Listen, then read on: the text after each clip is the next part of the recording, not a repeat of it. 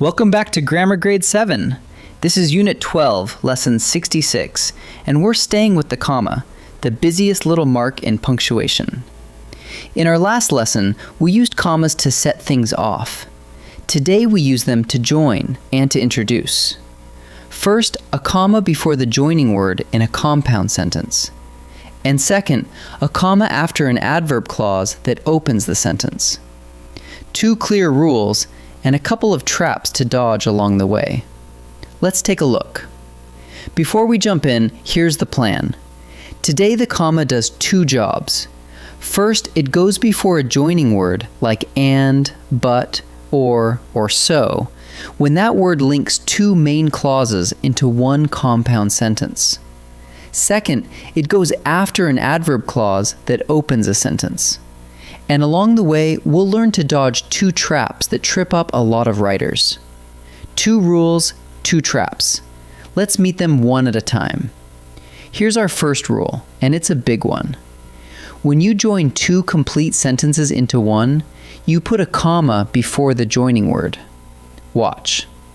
The sky darkened and the wind picked up. Look at each side of that word, and. On the left, the sky darkened could stand on its own as a full sentence. On the right, the wind picked up could stand on its own too. Two complete sentences joined by and into a single compound sentence. Because a full clause sits on each side, we drop a comma right before the joining word. Now here's the trap it catches everyone. Sometimes a sentence has two verbs but only one subject, and that is not a compound sentence. Look at this. The kitten stretched and yawned. There's just one subject here, the kitten, and it does two things, stretched and yawned. That's called a compound predicate, and it does not take a comma. Since there's just one subject, we do not put a comma before and. Here's a simple test that settles it every time. Look at what follows the joining word.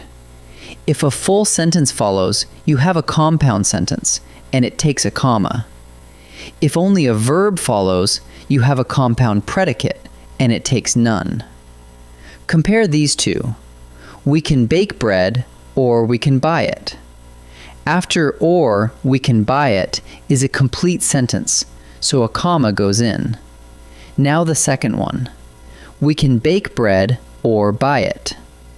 After or, there's only the verb buy, no new subject, so no comma. Same beginning, but that little test tells you exactly what to do. Now our second rule, and it brings back a friend from an earlier lesson, the adverb clause. Remember, an adverb clause is a group of words that starts with a word like when, because, after, or although, and it can't stand alone. When that clause comes first and opens the sentence, you follow it with a comma. Listen. Because the road was icy, the buses ran late. The clause because the road was icy sets the scene, and the comma marks exactly where that opener ends and the main idea begins. Clause up front, comma next. But watch what happens when we flip the sentence around. The buses ran late because the road was icy. Now the main idea leads and the adverb clause trails behind it. When the clause comes at the end like this, you usually do not need a comma at all.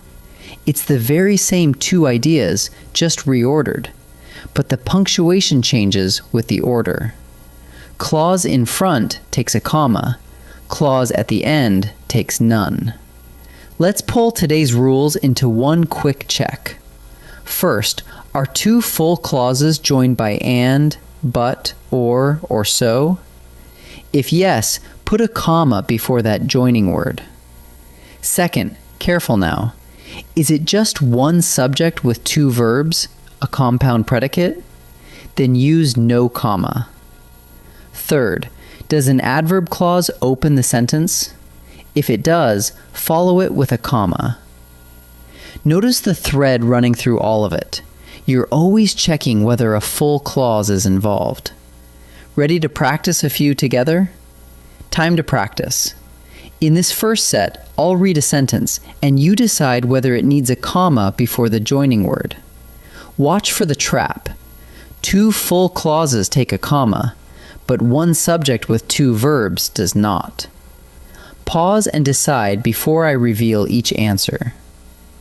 The team practiced all week, and they won the final. Does this need a comma? Look at each side of and. The team practiced all week is a full sentence, and they won the final is a full sentence too. 2 complete clauses joined by and make a compound sentence, so a comma goes before and. So the answer is, the team practiced all week, comma, and they won the final.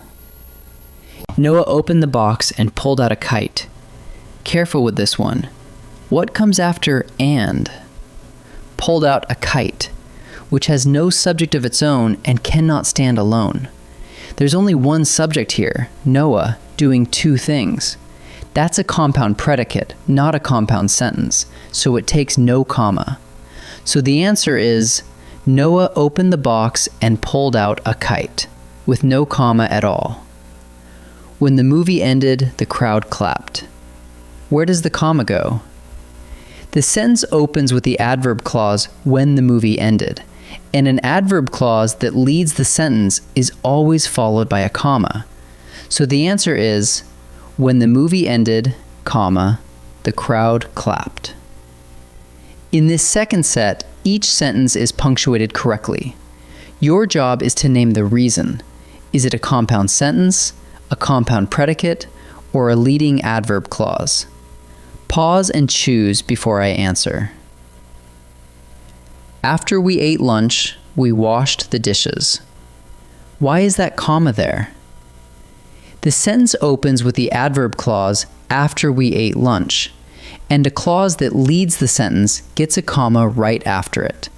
So the answer is a leading adverb clause. The wind howled, but the tent held firm. Why the comma? The wind howled is a full sentence, and the tent held firm is a full sentence, joined by but. 2 complete clauses make a compound sentence, so the comma sits before but. So the answer is a compound sentence. The chef chopped the onions and stirred the soup. Notice there's no comma here. Why not?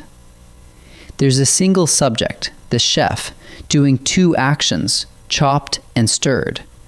That's a compound predicate, one subject with 2 verbs, so no comma is needed. So the answer is a compound predicate. Let's gather up what we learned. When a coordinating conjunction like and, but, or so joins 2 full clauses, you put a comma before it, making a compound sentence. But when a single subject simply does 2 things, that's a compound predicate, and it takes no comma. And when an adverb clause opens the sentence, you follow it with a comma. When that same clause trails at the end, you usually need none. Every rule today came down to one question. Is there a full clause? Wonderful work in Unit 12, Lesson 66. I'll see you in the next lesson.